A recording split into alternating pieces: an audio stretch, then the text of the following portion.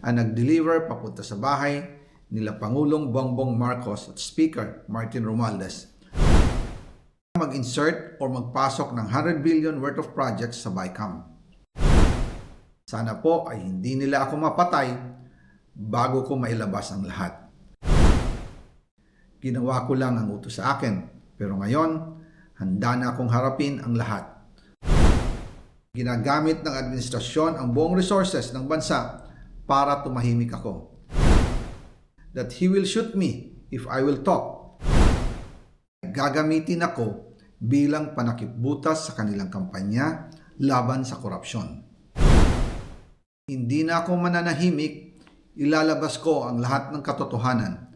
May resibo, may ebidensya, at may pangalan.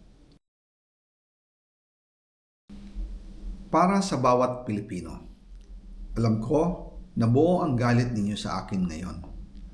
Nauunawaan ko rin kung bakit. Lalo na at malaki ang halagang nakataya. Pero bago kayo humusga, hayaan ninyong ipaliwanag ko ang buong katotohanan. Matagal akong hindi nagsalita dahil may direktang utos sa akin.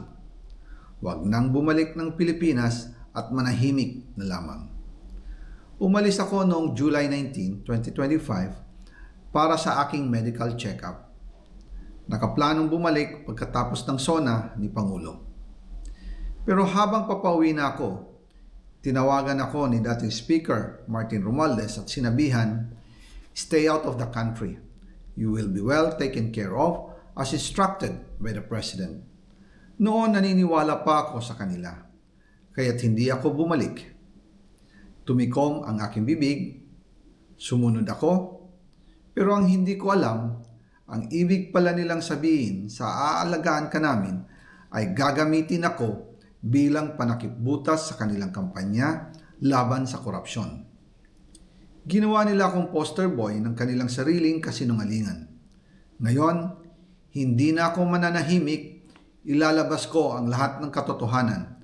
May resibo, may ebidensya, at may pangalan.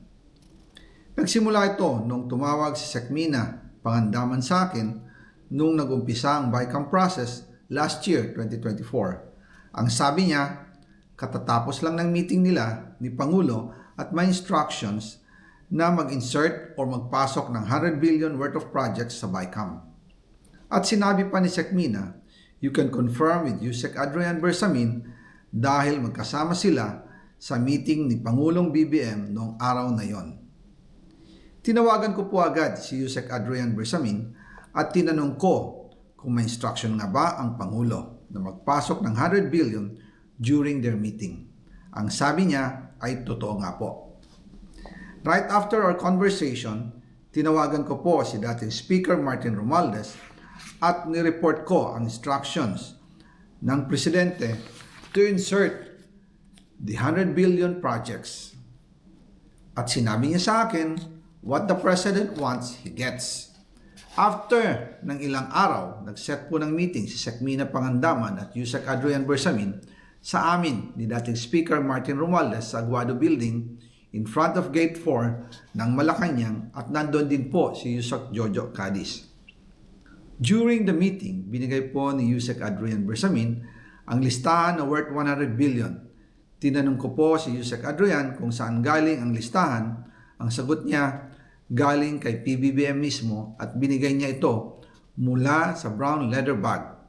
Nung sinabi po ni Yusek Adrian Bersamin, yung brown leather bag, naalala ko noong nasa Singapore kami right after the elections of May 2022 sa Hilton Hotel, kami ni dating Speaker Martin and PBBM habang pauwi at pabalik ng Pilipinas, hinabol ng PSG ang brown leather bag at ang sabi ni PBBM, maiwan na lahat, wag lang ang brown leather bag. Kaya naniwala ako na utos talaga ito ng Pangulo.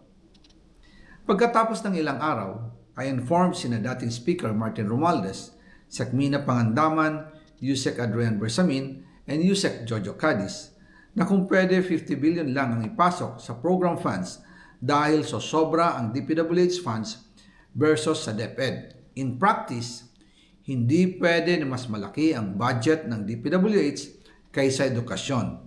And yung balance na 50 billion, ilagay na lang sa unprogrammed funds for the 2025 budget dahil Office of the President din ang nagre-release ng lahat ng unprogrammed funds. Pagkatapos ng isang araw, tinawagan ako ni Sec Mina at sinabi ang mensahe ng Pangulo. Ipasok ninyo yan dahil pinangako na sa akin ni Speaker Martinian at hindi na pwedeng baguhin. Kumbaga, ang utos ng hari hindi pwedeng mabali. Again, I informed the Speaker and asked clearance about the instructions ng Pangulo. At ang sabi niya, wala tayong magagawa.